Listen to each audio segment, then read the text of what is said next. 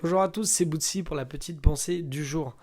Je donne des conférences sur l'IA et à la fin de ces conférences, on me pose souvent les mêmes questions qui portent sur un avenir incertain, à moyen terme ou long terme, sur est-ce que l'IA va remplacer mon métier, est-ce que l'IA peut donner des réponses neutres dans ces modèles de langage comme ChatGPT, etc. Toutes sortes de questions auxquelles il est très difficile de répondre parce que on a peu de visibilité, ces systèmes d'intelligence sont assez complexes, mais surtout ça révèle des inquiétudes et la peur de l'inconnu. On est dans une zone de transformation aujourd'hui où l'IA s'immisce partout dans nos vies personnelles et professionnelles. Il y a beaucoup d'inconnus, beaucoup de nouveaux éléments, des évolutions très rapides qui suscitent des inquiétudes et des peurs, à juste titre.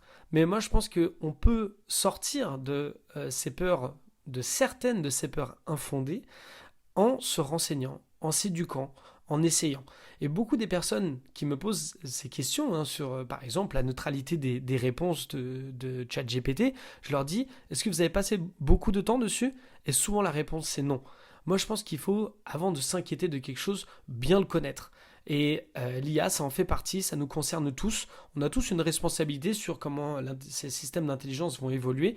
Et pour avoir son mot à dire, je pense qu'il faut mieux connaître ces technologies. Aujourd'hui, elles sont accessibles, elles sont gratuites, elles peuvent nous aider, elles nous aident à ouvrir le champ des possibles, à créer énormément de choses. On peut les utiliser comme un vecteur de possibilités.